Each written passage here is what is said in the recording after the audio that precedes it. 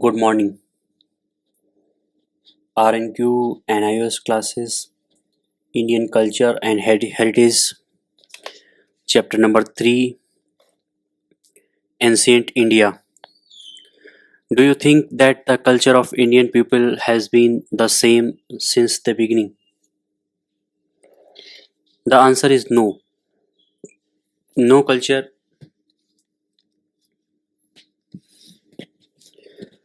no culture remains the same, and this is the true of India as well. It has gone through many phases of change. Do you know why these changes occur? This is because every dynasty, every invader who comes and settles down in the country leaves their marks on the culture of that country. In order to understand the present culture of Indian people, it is necessary to understand the process it has gone through in the past. Thus, in this lesson, we will attempt to take a look at the life of the people of ancient India. You will read about the various stages of ancient Indian history from the Harappan times through Vedic, Mauryan, and Gupta period. The emphasis is on the changing nature of Indian society with corresponding changes in society and culture. When we read history, we can understand how the modern world has emerged over long centuries of development. It is important to appreciate what we have achieved in the past to make our future worthwhile.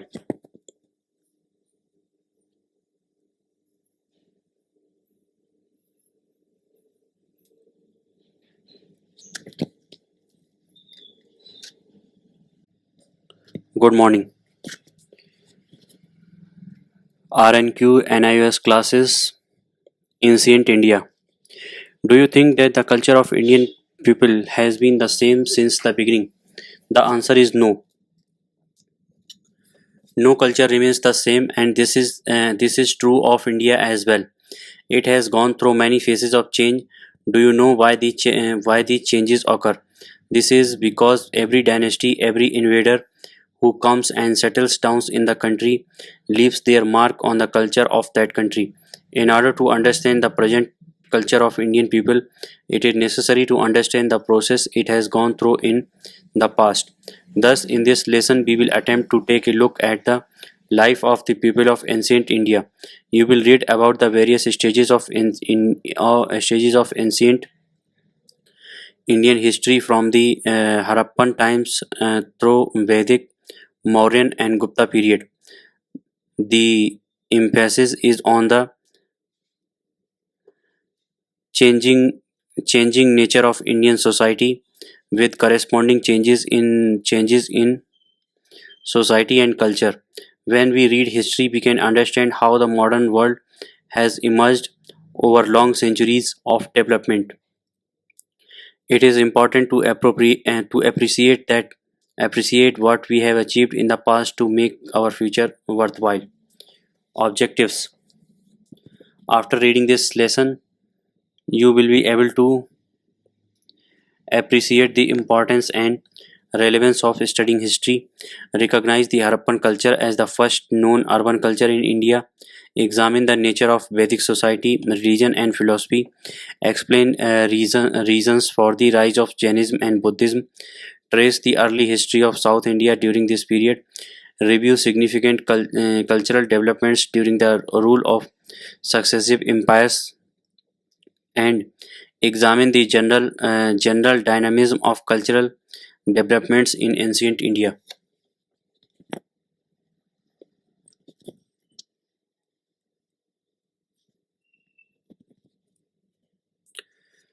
Importance of studying history. I am sure you have often asked yourself why you are studying history. Studying history is on way of getting to know the past. History is an attempt to understand how and why our ancestors lived as they did, what difficulties they met with, and in what manner they overcame them. It is important for you to be acquainted with the past to understand better what is happening in the India of today. After going through this lesson, you will come to know the story of your country, which is started many centuries ago.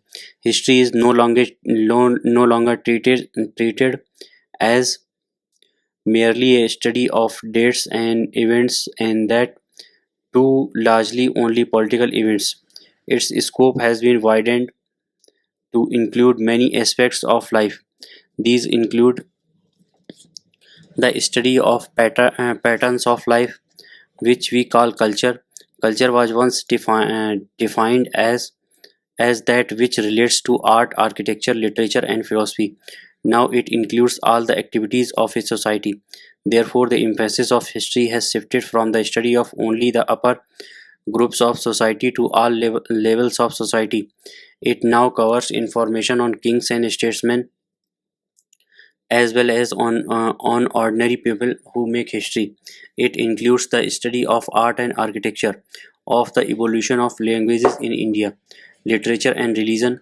Now we do not look only at what was happening at the aristocratic level of society. We also try to reconstruct the interest and concern of people at lower levels. This makes history more interesting and helps us understand our society for better. The people that went into the making of our society at both the aristocratic and the ordinary level were not all indigenous to India to start with. Many came from other regions and settled down in India. They married locally, intermixed with the existing people, and became a part of Indian society. Our society therefore has a rich heritage of different kinds of people. Because of this large variety of people, there has been an equally large variety of religions, languages, and customs in our country. The correct understanding of history depends on two things. One is a careful and critical use of source material given to us by historians, defending certain statements which should be decided on rational analysis. Secondly, historical events have causes, and these causes should be fully examined. Above all, even the past must be subjected to a critical analysis. It is only in this way that historical knowledge will advance. The past of India goes back several thousand years. We learn about it from the evidence which our ancestors have left behind. For the near past, we have written and printed records. For times when printing was not known, there are records written by hand on paper, but earlier still, when paper was not made, records were written on dried palm leaves, the bark of the birch tree, and plates of copper, and in some cases, they were inscribed on large rocks, pillars, stones, walls, or tablets made of clay and stone. There was a time still further back when even writing was unknown. Our knowledge of the life of people in those ancient days comes from the objects which they left behind. For example,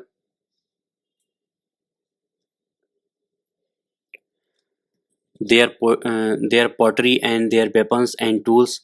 These are things which are solid and which you can see and touch, and these have sometimes to be literally dug out of the earth. They are all clues in the game of a historical treasure hunt, but they form a part of our culture. But these clues can be of many kinds. The clues most commonly used are manuscripts. Manuscripts are ancient books written either on dried palm leaves or the thick bark of the birch tree or on paper. Generally, the later kind have survived, though books written on paper are not as old as the others. Some of the languages in which the very old books are written are languages which we in India do not use in everyday life anymore, such as Pali and Prakrit. Others are written in Sanskrit and Arabic, which we will study and sometimes use in our religious ceremonies, although we do not use them at home. Another, another language, Tamil, which is spoken in South India and so whose literature goes to an early period in use even today. These are called classical languages, and in the history of many parts of the world is recorded in various classical languages. In Europe, ancient manuscripts were often written in Greek and Latin. In Western Asia, they were written in Arabic and Hebrew. And in China, classical Chinese was used. Ancient India. India has a continuous history covering a very long period. Evidence of Neolithic habitation dating as far as 7,000 BCE has been found in Mehergarh in Balochistan. However, the first notable civilization flourished in India around 2700 BC in the northwestern part of the Indian subcontinent, covering a large area. This civilization is referred to as the Harappan civilization. Most of the sites of this civilization developed on the bank of Indus, Ghaggar, and its tributaries. The culture associated with the Harappan civilization is the first known urban culture in India. The Harappans built the earliest cities, complete with town planning, sanitation, drainage system, and broad, well-laid roads. They built double-storied houses of burnt bricks, each one of which had a bathroom, a kitchen, and a bell and a well. The walled city had other important buildings such as the Great Bath, gra- granaries, and assembly halls. Agriculture was the main occupation of the Harappans, who were living in rural areas. Those living in the cities carried on internal and external trade and developed contacts with other civilizations such as Mesopotamia. They were excellent potters. Various types of utensils, toys, seals, fi- uh, figurines have been excavated from different sites. Harappans also had the technical knowledge of metals and the process of alloying. The bronze sculpture of a dancing girl found in Mohenjo-daro testifies the sculptural skill and aesthetic sense of the Harappans. Cells, ivory, bone, and fins were used as material for different crafts and objects. Lothal was a dockyard situated in Dholka Taluk of Ahmedabad in Gujarat. It was also a bell-planned walled city. It was an important center of sea trade with the Western world. Another important town in Gujarat was Dholavira, while Kalibangan was in Rajasthan.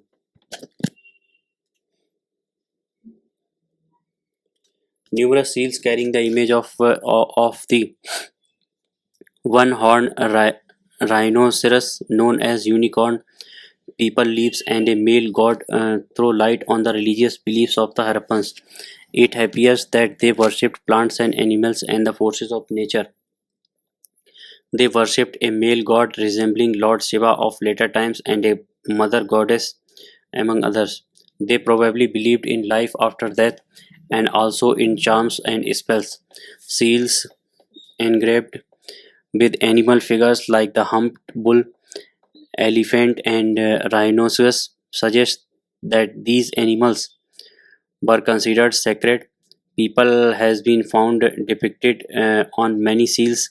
Harappans knew how to write and most of their seals contain some form of script. But unfortunately, no one has yet been able to decipher that script. As a result, our knowledge of the Harappan civilization is based on the archaeological evidence alone. The figures of men and women on various seals found in the excavation reveal that the people knew the art of spinning and weaving. They were perhaps the first people to cultivate cotton. A large number of Indus seals found in Mesopotamia, which indicated of a possible trade between the Indus Valley and Mesopotamia civilization. By 1800 BC, the Harappan civilization began declining.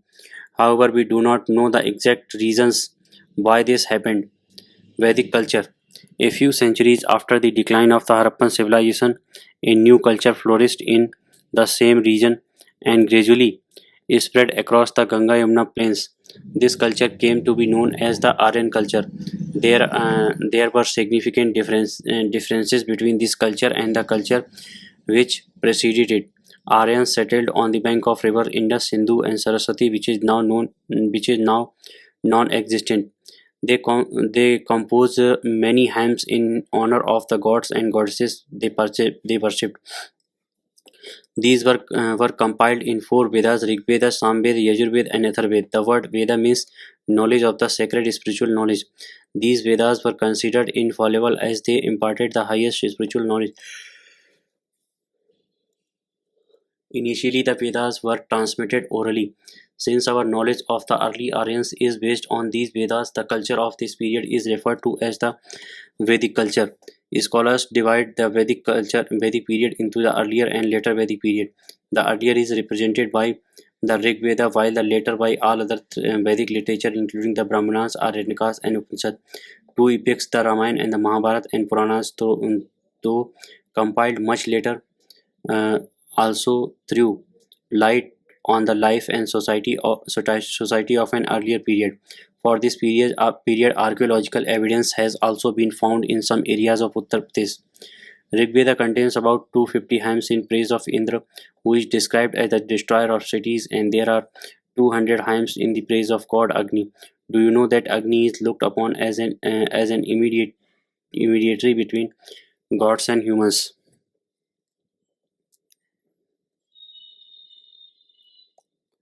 Society and religion.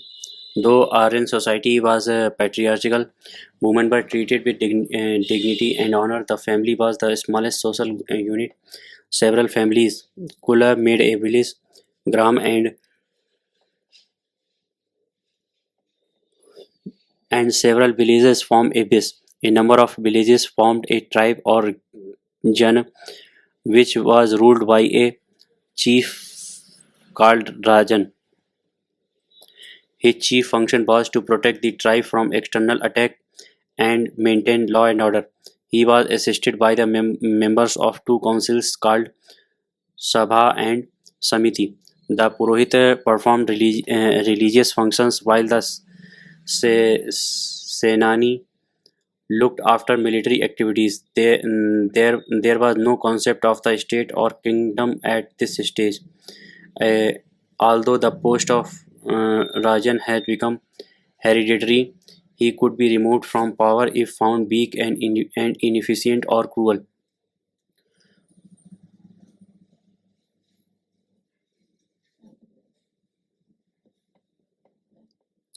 Towards the later Vedic period, society was divided into four varnas: Brahmanas, Kshatriyas, Vaishyas, and Sudras. This was also called the Varna Vyavastha. To begin with, it denoted categories of people doing different kinds of functions, but with the passage of time, this division became hereditary and rigid.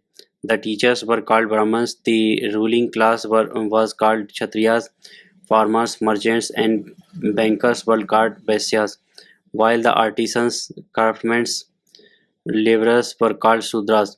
Moving from one occupation to another became difficult. Simultaneously, the Brahmins also occupied a dominant position in the society. Another important social institution of the time was the system of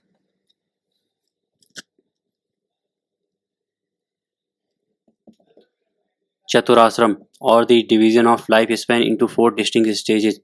Brahmacharya, the period of celibacy, education, and disciplined life in Guru's ashram.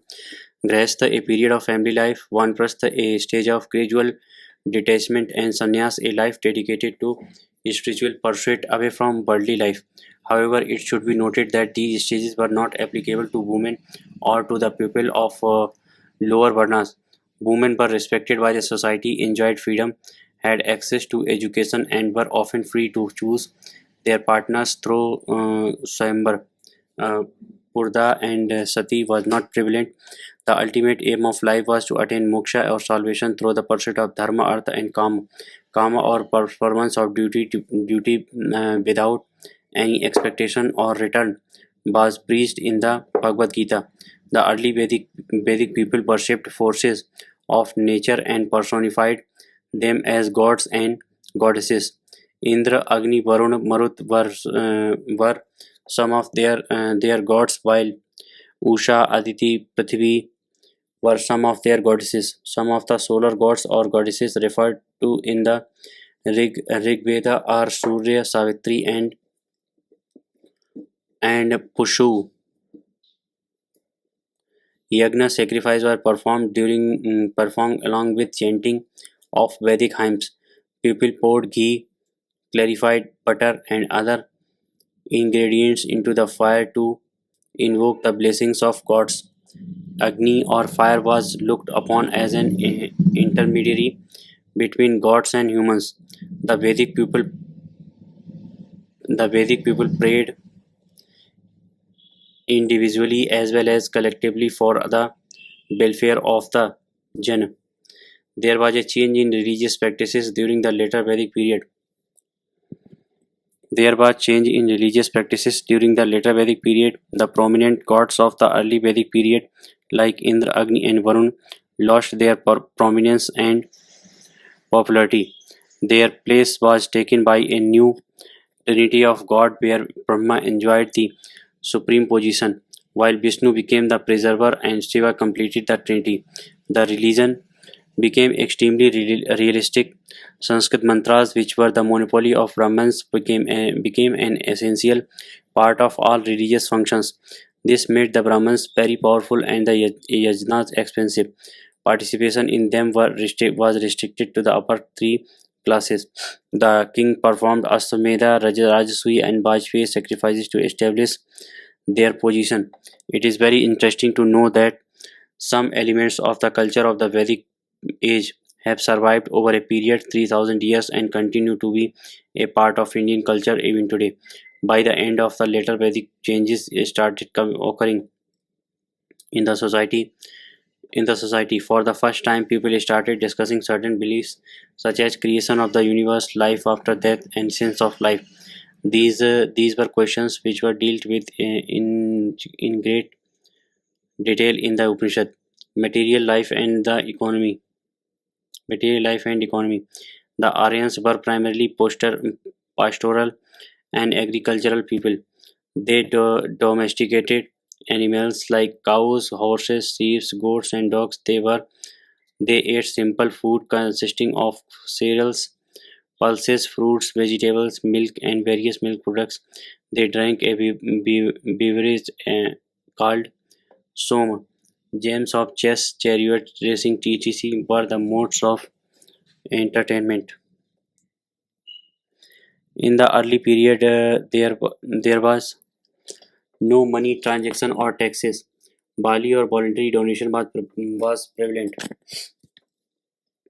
Cows were the measure of wealth at the time. Past extensive use of iron brought great changes in their Material life. Iron access enabled them to clear forest, leading to the expansion of agriculture throughout the Gangetic Plain.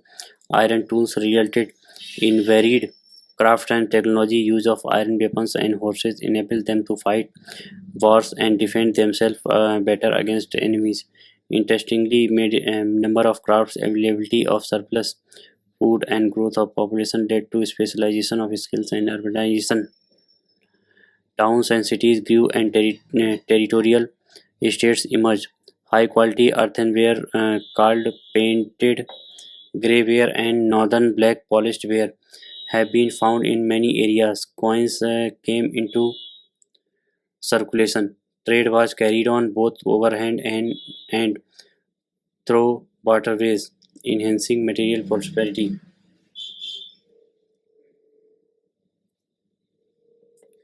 By 6th century BC, there were some 16 large territorial estates in North India and Upper Deccan known as Mahajanpadas. Important among among them were Ang, Magad, Kosal, Kasi, Kuru, and Panchal.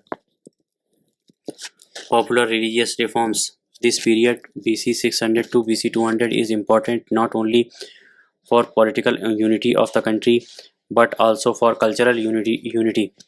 Ancient India saw the rise of two very important religions, Jainism and Buddhism, which left a lasting influence on Indian life and culture. Vedic religion was earlier also known as Brahmanism because the Brahmins played a major role in it. Later, it came to be called Hinduism.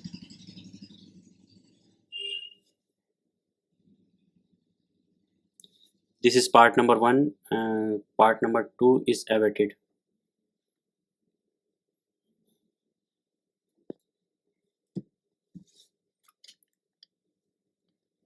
Earlier, earlier also known as Brahmanism because the Brahmins played a major role in it. Later, it came to be called Hinduism. The Brahmins had developed a vested interest demanding large charities at the end of the sacrifices. As a result, the sacrifices became very costly. Moreover, the Brahmins considered themselves superior to the other Varnas and became arrogant. This led to the unpopularity of Brahmanism and need a reform was felt.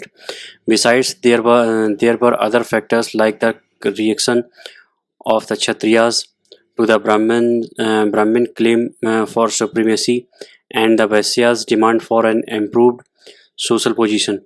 The Vedic religion had become very complex and ritualistic. The reform led by the Kshatriyas and aided by the poorer masses who could not afford the high cost of sacrifices resulted in the emergence of Jainism and Buddhism around 6th century BC. These new religions, that is Jainism and Buddhism, also influenced the religious beliefs and several practices of Hinduism. The founder of Jainism is believed to be Rishabdev, the first of the 24 Tirthankaras and the last Tirthankara. Mahavira developed and gave final shape to the Jain doctrines. The Jains lay great emphasis on savor, penance, and asceticism. The Lord Mahavira asked them to take five vows: not to tell lies, not to injure life, not to own property, not to steal, and to maintain chastity, celibacy. He also asked the Jain to follow the threefold path of right belief, right conduct, and right knowledge. Later, the Jains were split into two sects: the Shwetambaras, white clothes ones, and the Digambaras, the naked one. Most of followers of Jainism belong to the trading community. The other movement was led by Gautam Buddha, uh, 563 to 483 BC, a younger contemporary of Mahavira. He taught the four noble truths. His path was the middle path. He believed that there is sorrow in the world and that desire in the cause of that sorrow, and it can be conquered by following the Eightfold Path.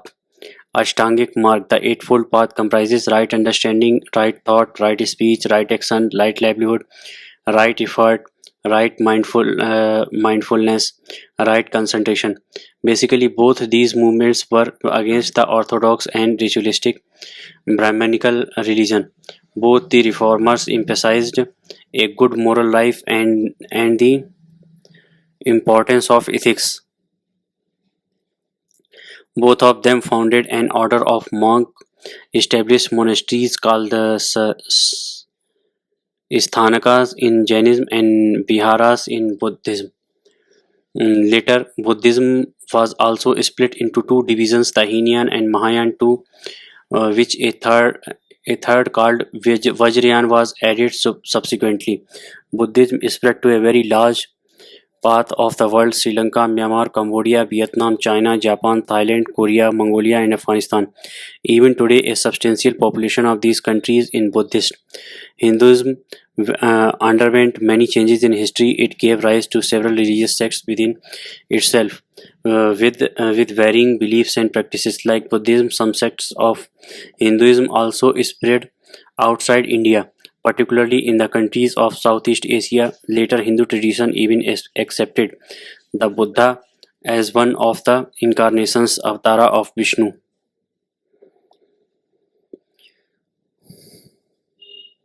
The Persian invasion and its impact on Indian culture.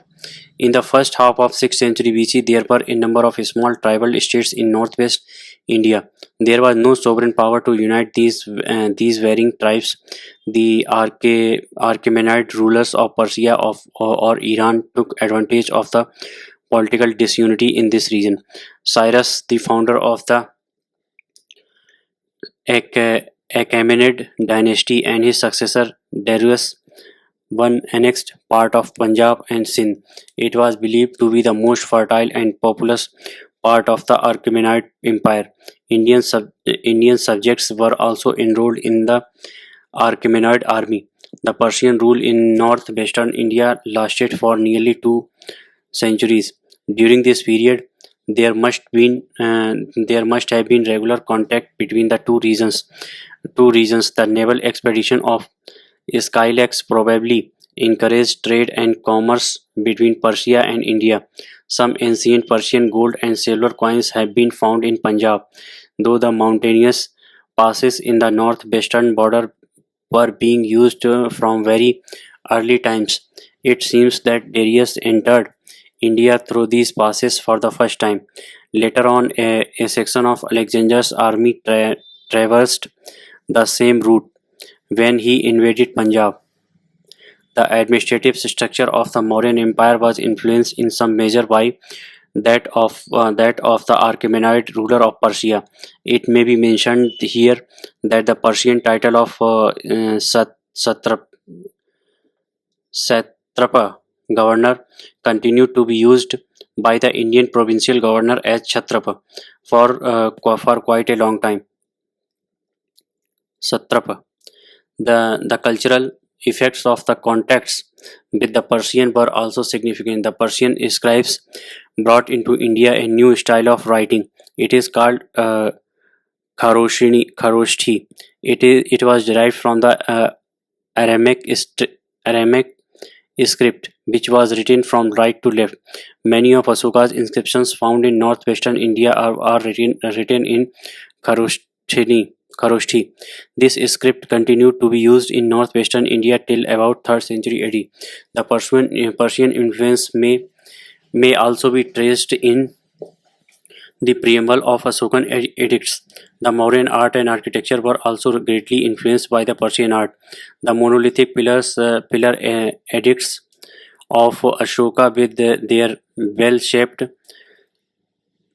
capitals are somewhat like the victory pillars of the Achaemenid emperors, which have been found in Persepolis. The Persian influence found in Chandragupta Maurya's court was in the form of the ceremonial hair bath taken by the emperor on his birthday. It was in typical Persian style. It is mentioned in the Arthashastra that whenever the king consults the physicians or the ascetic, he should sit in a room where the sacred fire was kept. This indicates the influence of Zoroastrianism, the religion of ancient Iranians. The Greek Macedonian invasion and its impact on Indian culture. During the 4th century BC, the Greeks and the Persians fought for supremacy over West Asia. The Achaemenid Empire was finally destroyed by Greeks under the leadership of Alexander of Macedon. He conquered Asia Minor, Iraq, Iran, and then marched towards India. According to the Greek historian Herodotus, Alexander was greatly attached towards India because of her fabulous wealth. On the eve of Alexander's invasion, northwestern India was divided into a number of small principalities. Lack of unity among them helped the Greeks to conquer these principalities one after another. However, Alexander's army refused to march ahead when they heard about the vast army and the strength of the Nandas of Magad. Alexander had to return. He died at Babylon at the young age of 32 on his way back to Macedon. Alexander hardly had any time to recognize his conquest.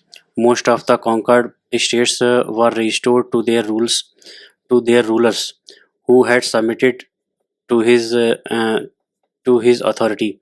He divided this he divided his territorial possessions, covering parts of Eastern Europe and a large area in Western Asia into three parts and placed them under three Greek governors.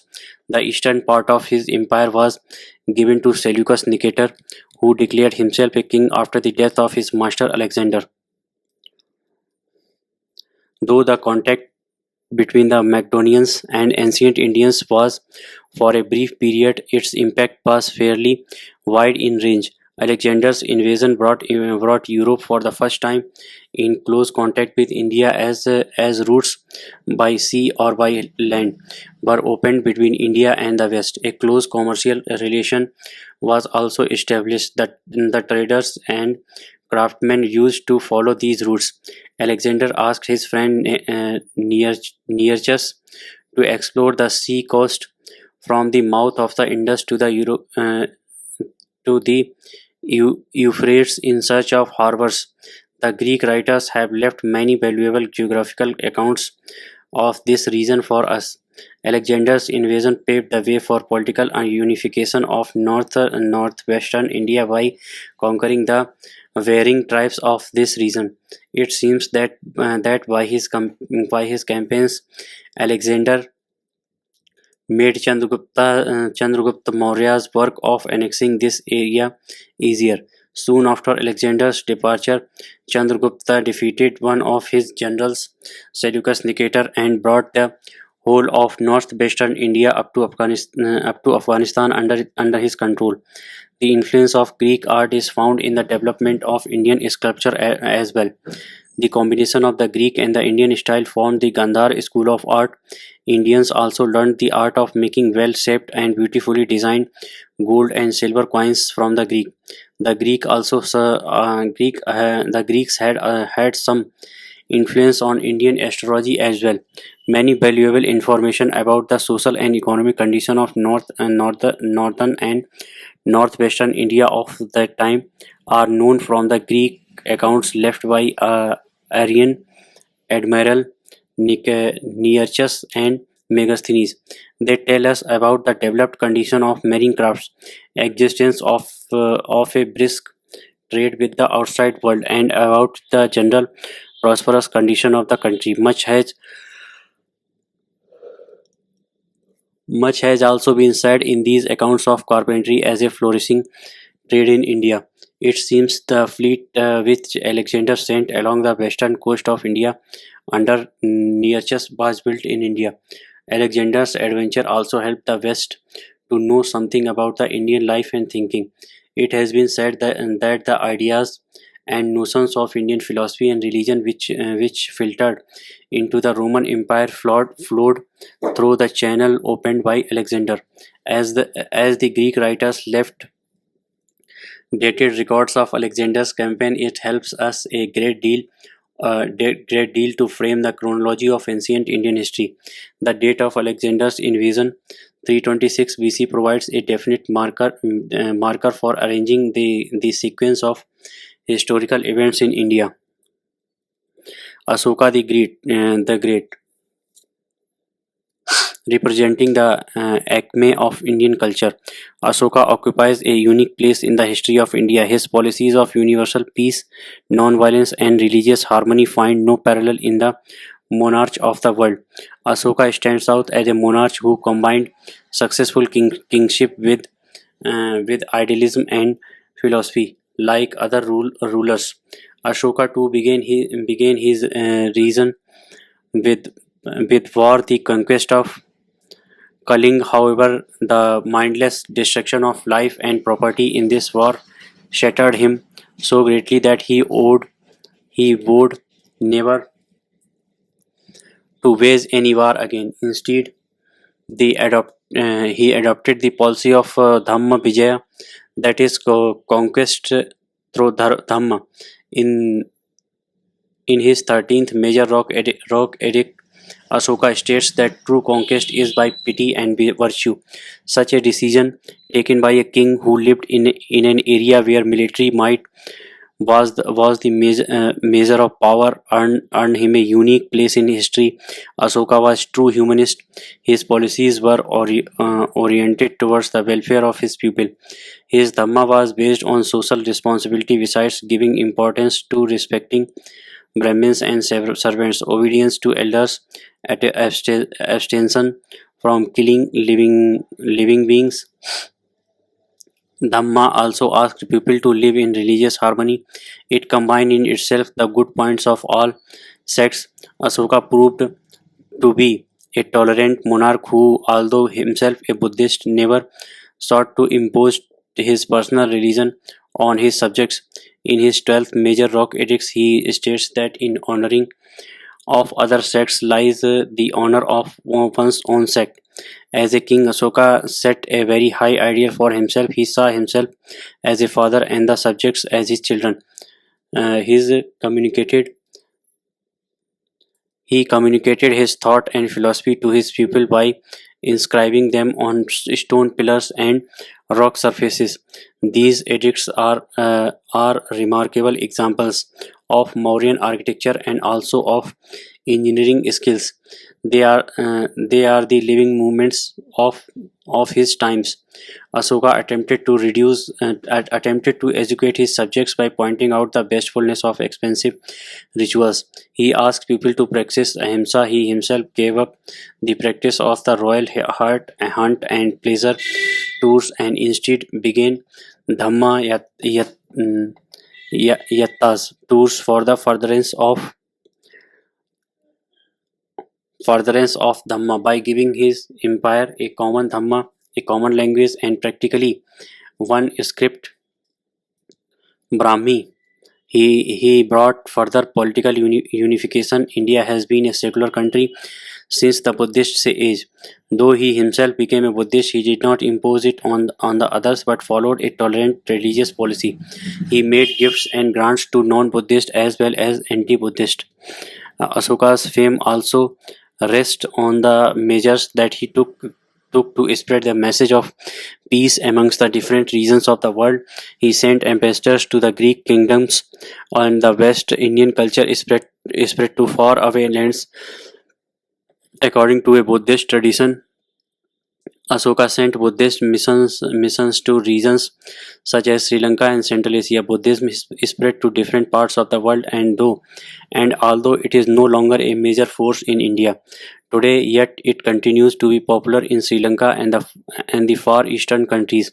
The Varna system, popularly known as the caste system, which had arisen in the Vedic age, now became well established and gradually became the dominant form of social organization throughout India. Along with the new religions and philosophy of the growth of cities, crafts, and trade furthered the process of cultural unity in our country. Ashoka unified the entire country under one empire and renounced the use of war as a state policy. On the other hand, he says that he strives to discharge the debt he owes to all living creatures. Art and architecture, Mauryan beginning. The Mauryan contribution to art and architecture was significant. Ashoka is known to have built 84,000 stupas to commemorate various events of Buddha's life. According to Megasthenes, Pataliputra grandeur matched that of the cities of Persia. Ashokan edicts were inscribed on the stone pillars that were made of single columns of polished sandstone. Ashokan edicts were inscribed on stone pillars that were made of single columns of polished sandstone and had capitals on their top. The best preserved of all Ashokan edicts stands of Lauria, Nandangarh, Bihar. This 32 feet tall column has an almost 50-ton seated line capital placed on its top, an engineering feat worth admiring. The bull capital from Rampura is also another fine example of Mauryan sculpture. The most famous capital is the one at Sarnath, which shows four lines and the Dharma Chakra. You must be familiar with this. At this has been adopted as the national emblem of the Republic of India. Besides pillars, few Mauryan figures have also come to light. The most well known of these is the Yakshi from the Didarganj. The beauty of these figures lies in the ex- exactness of their workmanship and in the fact that they appear to be made from one single stone. Like the pillars, these figures are polished with a unique surface gloss now called Mauryan polish. You will be amazed to know that despite all these centuries, this glow has not lost its shine. Besides the language that has been used in nearly all the inscriptions and Prakrit, which appears to have become the franca of the country, and in the Brahmi script, the earliest known Indian script. Another noteworthy aspect of Mauryan architecture is the rock-cut caves. The Lomas Rishi, which with its impressive entrance, and the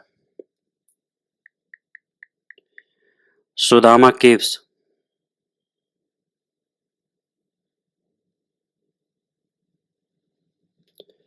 Sudama caves are examples of such architecture. These caves, cut from solid rock, were provided by Asoka for non-Buddhist monks. These caves marked the beginning of the rock-cut architecture, partitioned, uh, uh, which was patronized by later rulers too. His rock edicts were inscribed in the local language and the local script. Post-Mauryan cultural developments. Although the Greeks, Sakas, Parthians, and Kushanas were foreigners, they were slowly absorbed into the local population since they were warriors. The lawgivers assigned them the status of Kshatriyas. It should be noted that such a large scale assimilation for foreigners in the Indian society took place only in the post-Mauryan times. We can say roughly from about 200 BC to about 3rd century AD.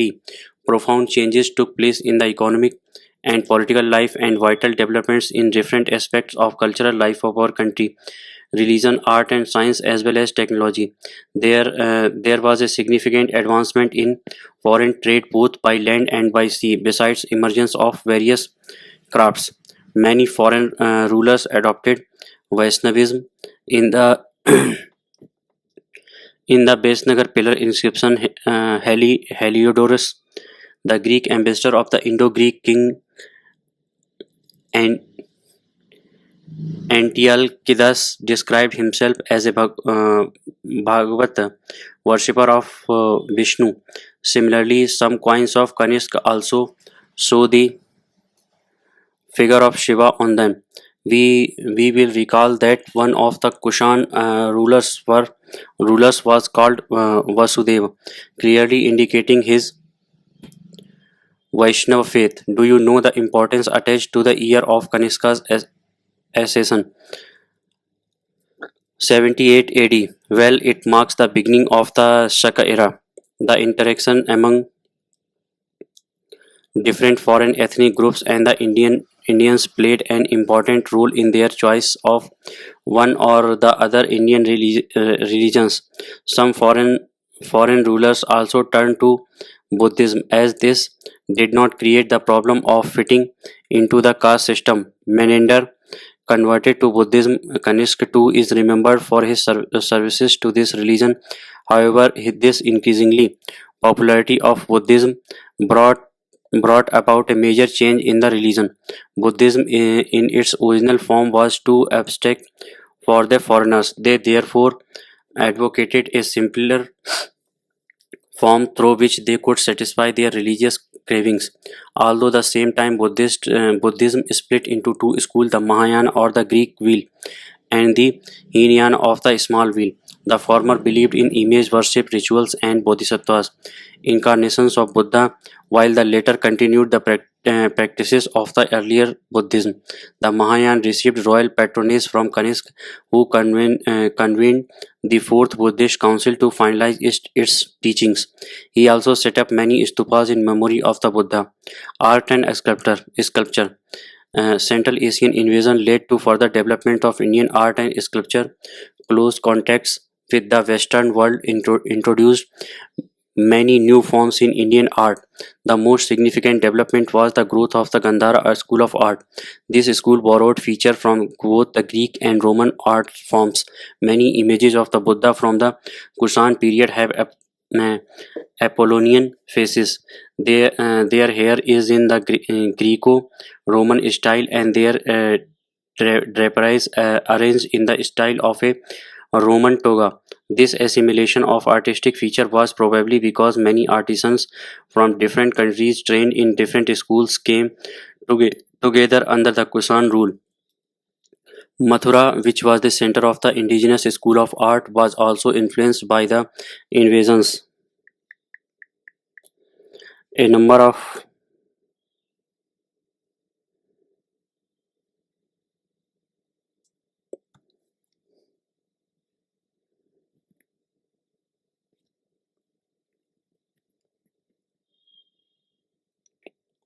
A number of images from here of terracotta and red sandstone which have definite Shakukushan influence have survived.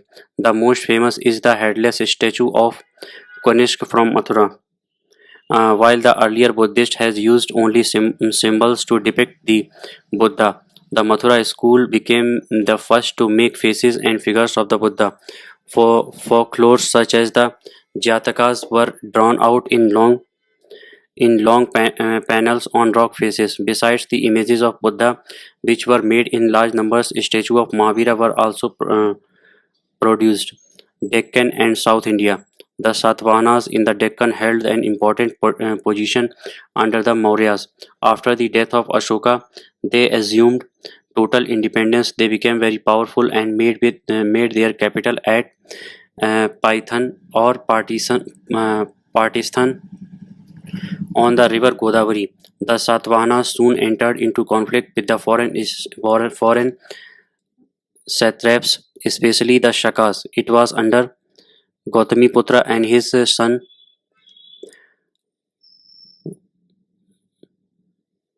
Vasisthiputra Satkarni that the Satavahanas became very powerful. They extended their kingdom, cleared forests, made roads, and administered their state well. New towns came up, and trade was carried on with far off countries like Persia, Iraq, and Cambodia. Kharwel of Kaling, another kingdom which rose to a position of importance after the Mauryas was Kalinga. Kaling included modern Orissa and parts of northern Andhra. Its most important ruler was Kharwel. The Hathi Gumpha inscription in a Jain cave at Udaygiri Hills would give us a detailed account of his region, but unfortunately it is not easily decipherable. It is definitely known that he was a greater administrator as well as a brave warrior. He carried out works of pity and public utility, like building roads and gardens. South India, the area which lies to the south of the river Krishna and Tungabhadra, is called South India. It was the region of the Cholas, Cheras, and Pandyas who were constantly at war with each other. Sources: the main source of information about this kingdom and the life of the pupil is the Sangam literature. This is why this period from the beginning of the 1st century BC to the end of 2nd century AD is called the Sangam period of the history of South India. Cholas. Ka- Karikala was the most important ruler of this kingdom. He defeated the combined forces of the Cheras and the Pandyas. He succeeded in pushing back an invasion from Ceylon. Ka- Karikala has been credited with many welfare activities. He got many canals dug so that water from the river Kaveri could be used for irrigation purposes. Karikala patronized works of literature and art. He was a follower of the Vedic religion. Pandyas. The Pandyan Empire was founded by a woman king. She maintained a huge army. She also encouraged trade and patronized art as well as literature.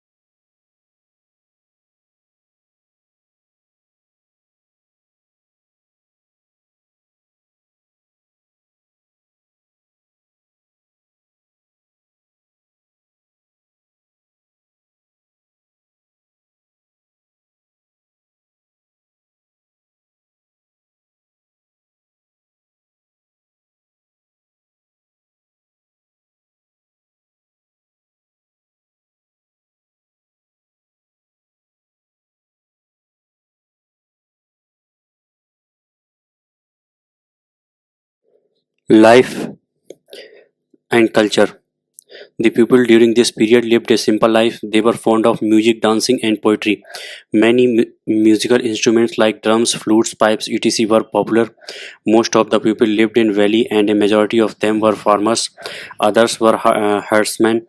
There were artisans and craftsmen also who mainly lived in towns. There were merchants, especially in the coastal areas, and trade was carried on by sea.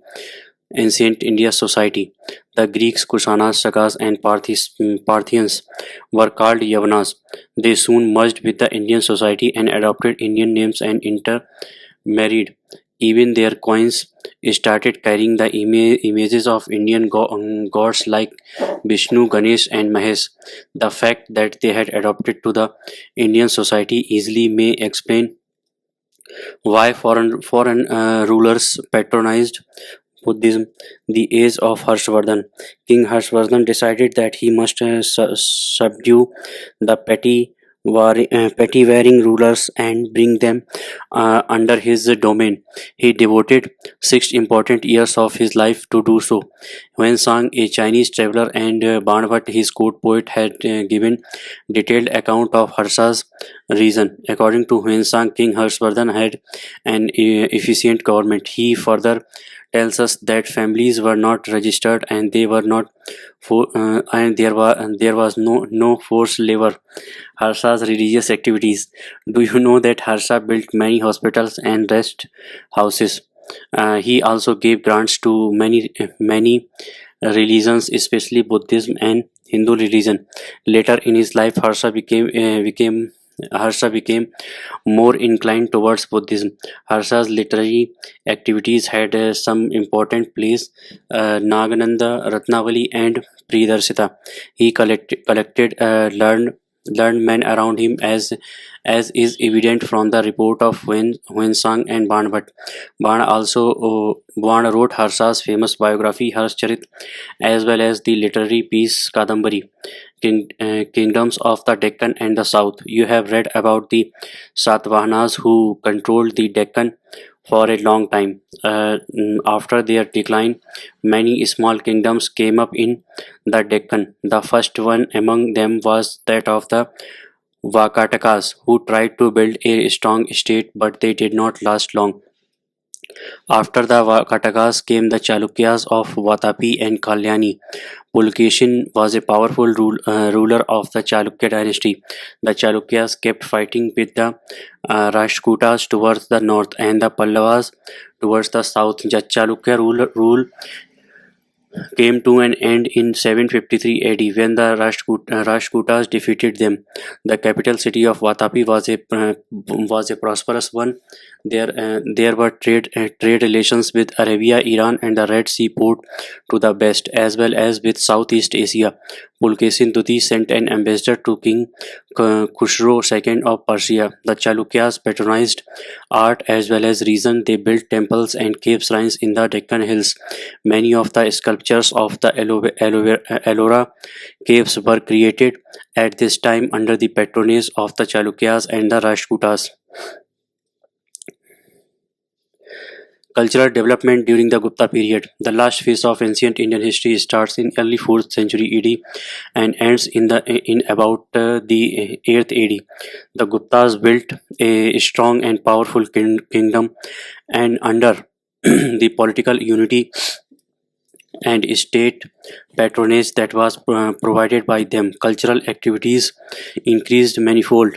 You will recall the following: the Greek invasion, various art forms in India had been markedly influenced by Greco-Roman style. The art mainly depicted the Buddha or Buddhist thought, but during the Gupta period, art became more creative, and Hindu gods and goddesses also came to be portrayed.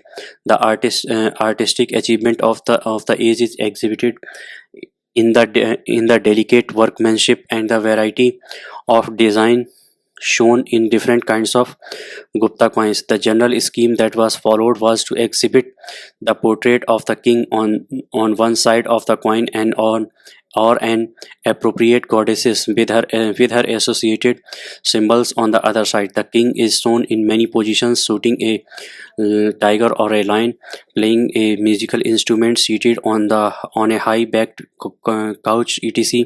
On the reverse in most cases was Lakshmi, the goddess of wealth, and in some cases Saraswati, the goddess of knowledge and arts.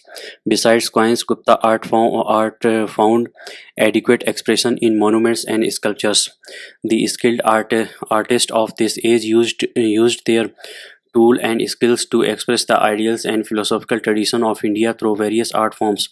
They decorated even the niches and corners of religious places with statue of gods and goddesses. The image of gods were treated as symbols representing attributes associated with the gods. Hence, the gods were shown having four or eight arms in each, carrying a symbol or an ayudh weapon. Although they were depicted in human forms, stone, terracotta, and other materials were used to construct the abodes of gods and goddesses. Examples of the Gupta art can be seen at the uh, Dasavatar temple at Devgarh and the cave temples in Udaigiri Hills. However, the most famous example of Gupta art that still remains are the numerous seated and standing images of Buddha from Sarnath. The school of art that thrived at Sarnath provided us with some of the most pleasing and great graceful images of the Buddha. Besides stone, Gupta artists were also skilled in bronze. A 2 meter high bronze image of Buddha has been discovered at Sultanganj near Bhagalpur in Bihar.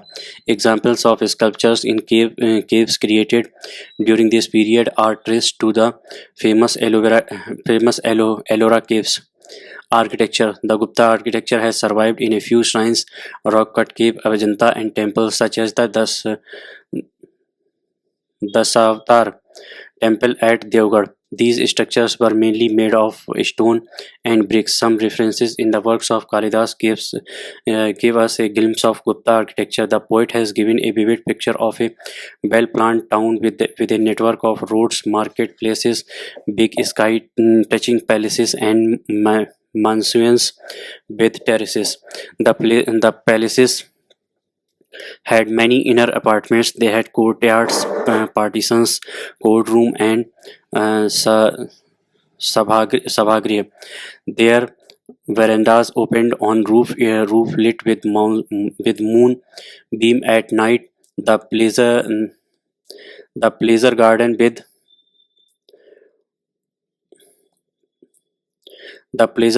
which was attached to palace contained all sort of seasonal flowers and trees. Archaeological evidence about Gupta architecture is, however, poor. However, examples of Gupta shrines have been discovered in the jungles of Central India, especially in the Bundelkhand region. These includes the one at Bhitargaon in Kanpur district. Painting as an art form reached a high degree of perfection during the Gupta times. The wall frescoes at the Ajanta caves, Aurangabad, and the one at Bagh caves near Gwalior bear evidence of this. Although Ajanta paintings belong to the period between the first to the 7th century AD, yet most of these were produced during the Gupta time. These paintings depict various scenes from the life of the Buddha. The skill with uh, the skill with which the human, animal, and plant figures have been drawn shows the ref, uh, the refined and sensitive nature of Gupta art. The conception of beauty was a characteristic of Gupta art. Expression through art was given importance as it was regarded as a means for the attainment of spiritual joy. The Pallavas and the Cholas. Any account of ancient India is incomplete without referring to the two dynasties of South India, the Pallavas and the Cholas, and their contribution to art, architecture, administration, and conquest. Quite a few dynasties, quite a few dynasties arose in the south from the early centuries of the Christian era. Among them, the Pallavas were great patrons of art and architecture. The Ratha at Mahabalipuram style of temples built by them were fine example of rock cut temples. The Pallavas also built structural temples like the Kailasnath and Vai- Vaikunt Perumal temples at Kanchipuram. The Kailasnath temple is a huge structure with thousands of images and is said to be the largest single work of art ever undertaken in India. There is also a set of bas reliefs found at Mahabalipuram, Mallapuram, which is attributed to the Pallava period. The pagodas built at Mahabalipuram go back to the 1st century AD. Temple building activity flourished in India from the 5th century AD onward, while the North Indian temples were built in the Nagara style consisted of the sikharas, spiral roofs, the garbhagriha, sanctum, and the mandap pillared hall. And temples in the south were built in the Dravid style, completed with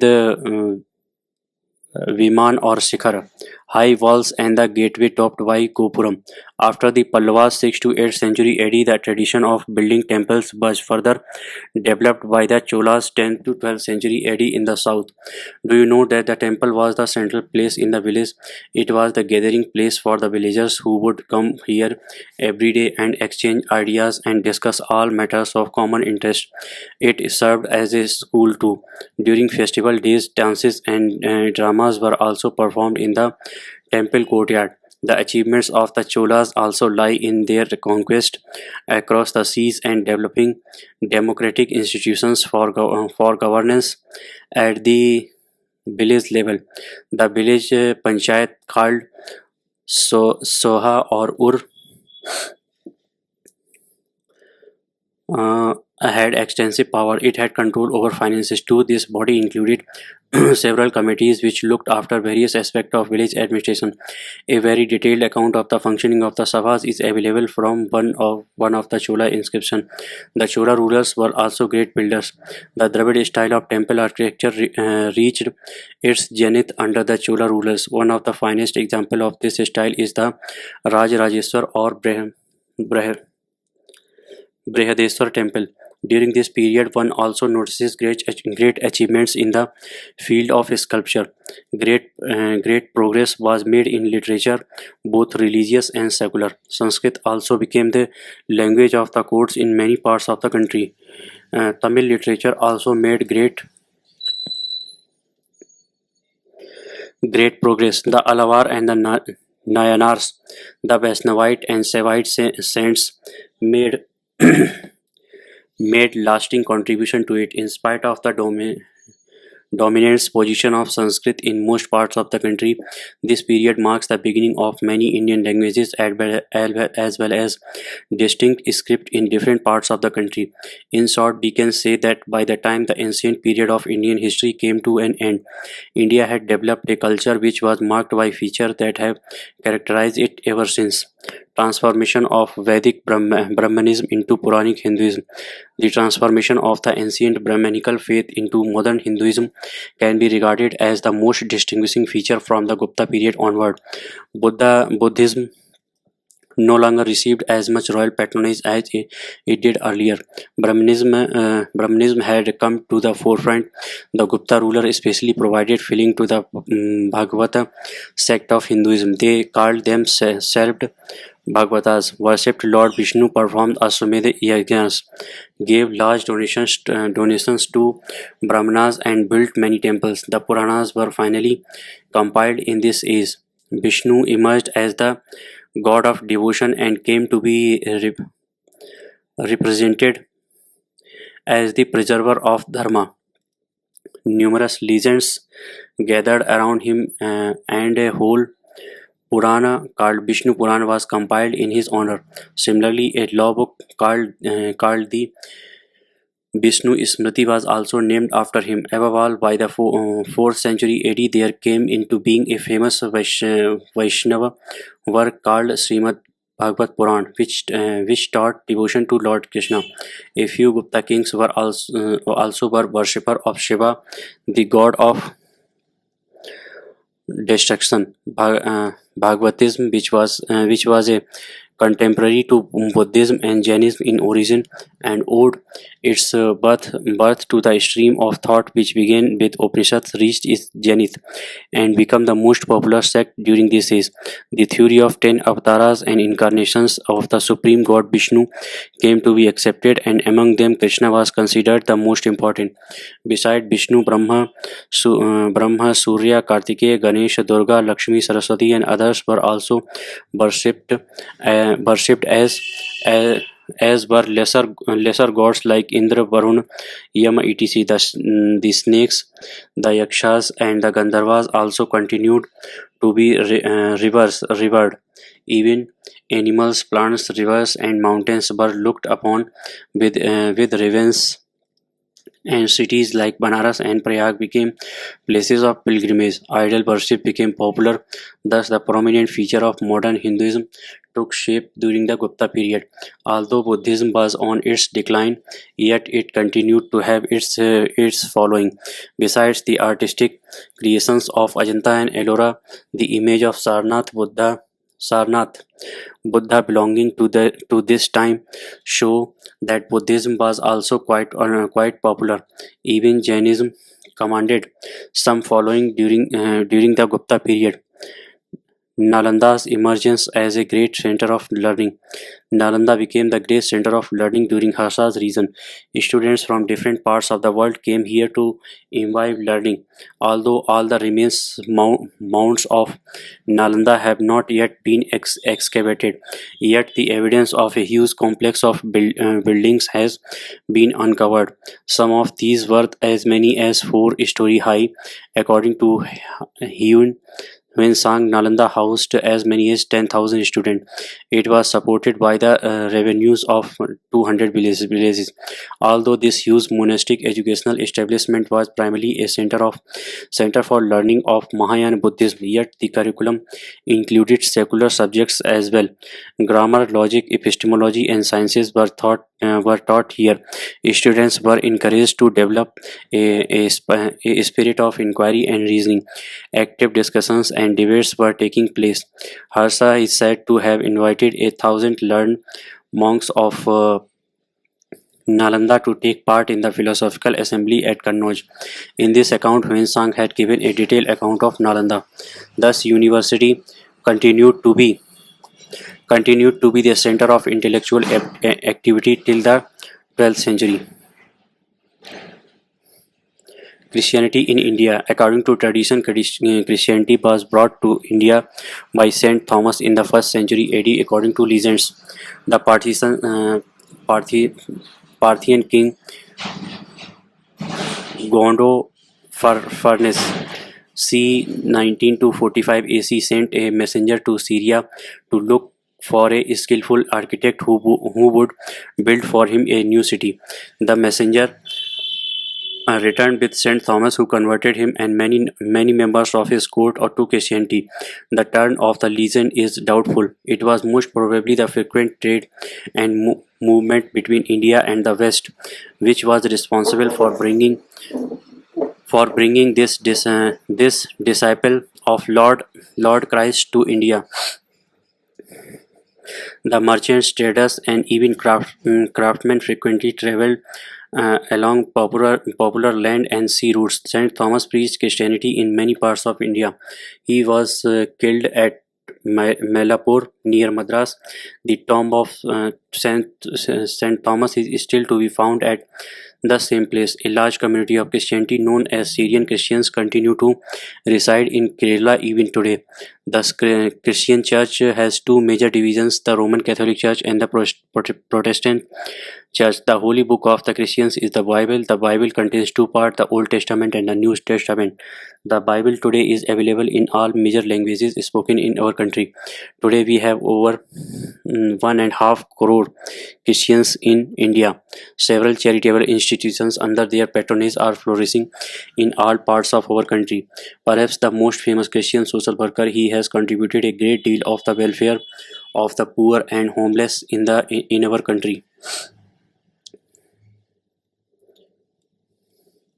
What you have learned. India has a continuous history covering a very long period dating as far back as 7000 BC. The Harappan built the earliest cities complete with town planning, sanitation, drainage system, and broad bell-led roads. Agriculture was the most important occupation of the rural people. The Vedic people have contributed